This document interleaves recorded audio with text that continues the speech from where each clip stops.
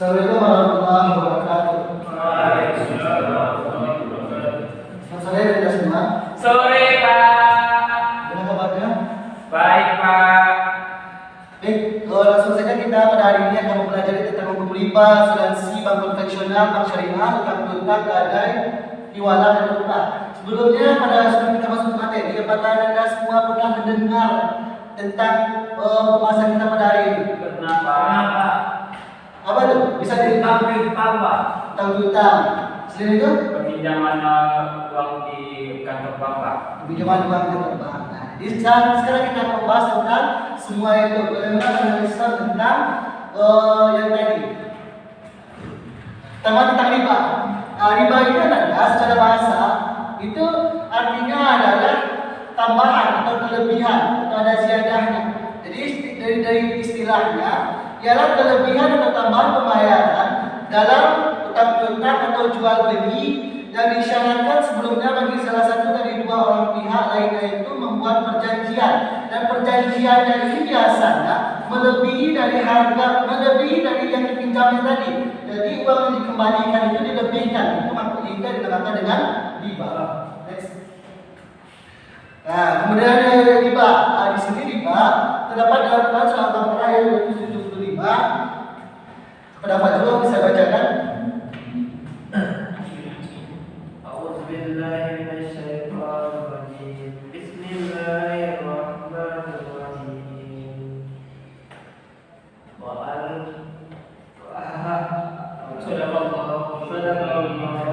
Baik, terima kasih pada Fajrul. Jadi ingatkan lagi baca dalam Qurannya ya. Jadi itu dari yang dibacakan Fajrul tadi. Yang mana di sana dijelaskan hukum riba itu secara dasar itu adalah haram. Di dalam Islam hukum riba itu adalah haram. Kemudian macam-macam riba. Ada riba apa? Riba apa ini terjadi saat ada perbedaan takaran, kadar atau ukuran dalam pertukaran barang riba. Sejenis misalnya menukar 1 kg beras dengan 2 kg beras milik orang lain yang takarannya itu berbeda. Kemudian ada ribayat. Ribayat itu transaksi riba terjadi saat jual beli produk ribawi dengan perbedaan takaran, kadar atau ukuran. Contohnya menjual emas. Dijual emas itu dengan berat yang tidak sesuai. Itu ribayat. Kemudian ada riba nasiah. Riba nasiah ini adalah terjadi karena nilai ditambah atau dikurangi dalam transaksi berdasarkan waktu. Contohnya, bunga pada transaksi tadi keuangan konvensional seperti kredit, deposito, tabungan atau giro. Kemudian ada riba akad.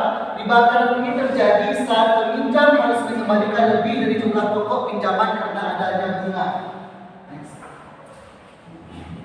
Kemudian itu tentang riba. Kemudian tentang asuransi. Asuransi ini adalah pertanggungan dan ikhtiar untuk menanggulangi risiko dari peristiwa tidak diinginkan.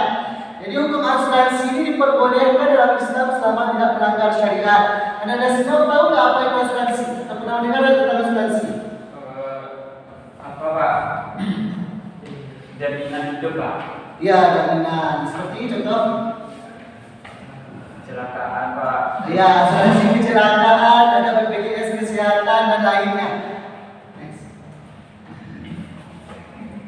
Nah, jadi asuransi ini pertama tujuannya itu adalah memberikan perlindungan terhadap kerugian akibat bencana tanpa menambah kekayaan seseorang.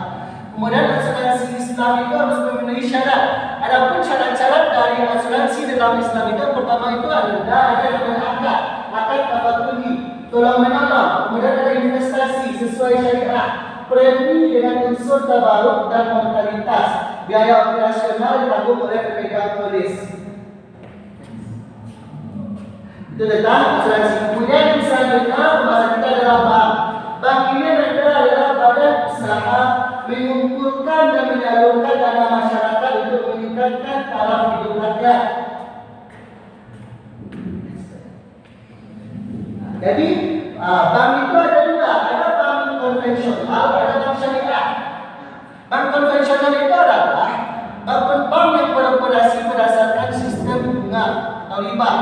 Sedangkan bank syariah itu beroperasinya tanpa riba sesuai prinsip syariah. Berbeda dengan bank konvensional yang memiliki sistem bunga.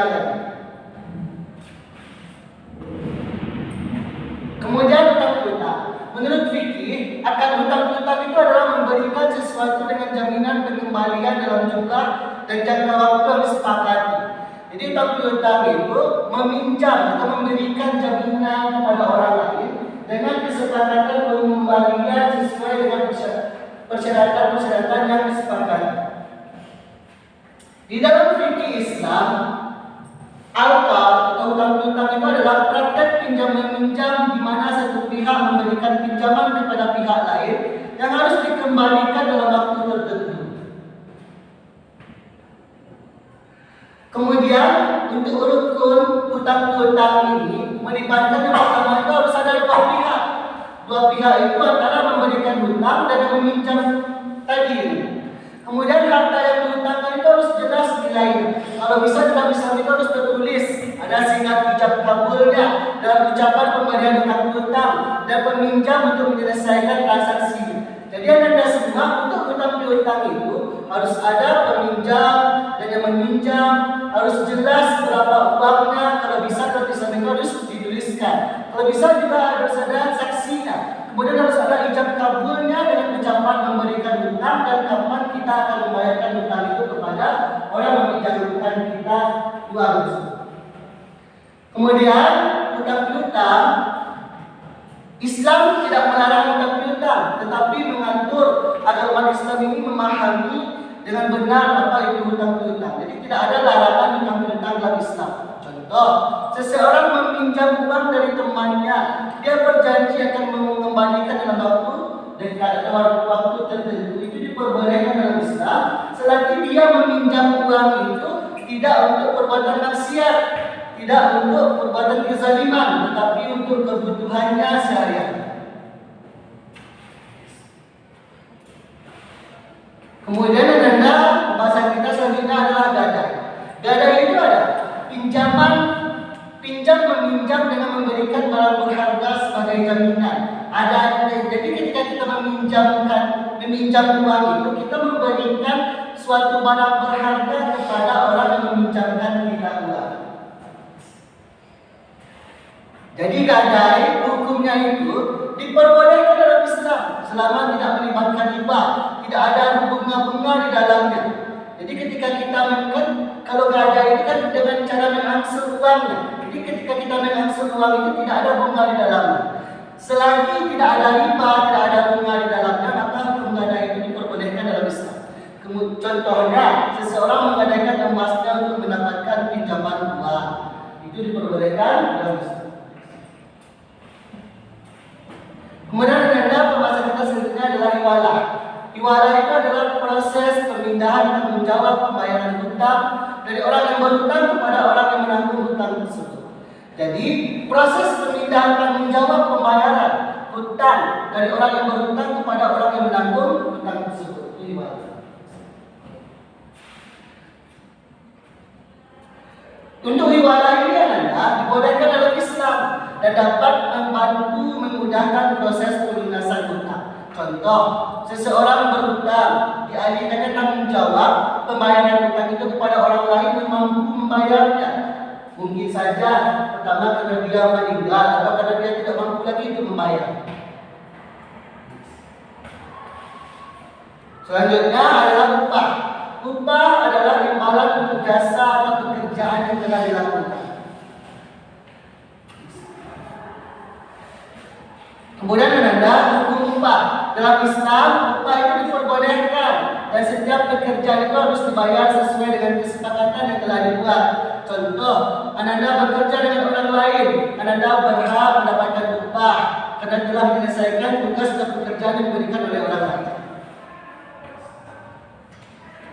Jadi itulah materi kita pada sore hari ini.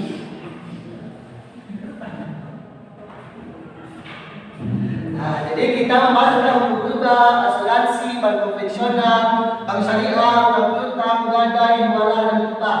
Jadi dengan mempelajari materi ini, Bapak berharap Anda bisa nanti ke depannya tidak melakukan yang namanya riba, tidak melanggar syariat Islam. Sebelum Bapak tutup, Bapak mau ada nggak dari Anda bisa menyimpulkan pelajaran kita pada sore ini? Silakan Pak Jul. Pak, dari hukum riba itu jelas asuransi itu dipertimbangkan dalam bentuk kalau dia kerjasama juga atau konvensional 3 bulan bunga itu termasuk riba juga diharapkan. Sementara syariah yang mengenai kesepakatan itu diharapkan. Karena untuk kita apabila itu terbanyak dan dengan waktu lama dibutuhkan catatan atau kemudian yang gadai. Baik, bagus silakan Pak. Jadi adalah itulah pelajaran kita pada sore hari ini. Mudah-mudahan kita dapat mengamalkan, dapat memahaminya, bisa menyelamatkan kita dan kita sampai di akhirat kelak. Jadi itu yang dapat sampaikan. Lebih kurang mohon maaf. Assalamualaikum warahmatullahi wabarakatuh.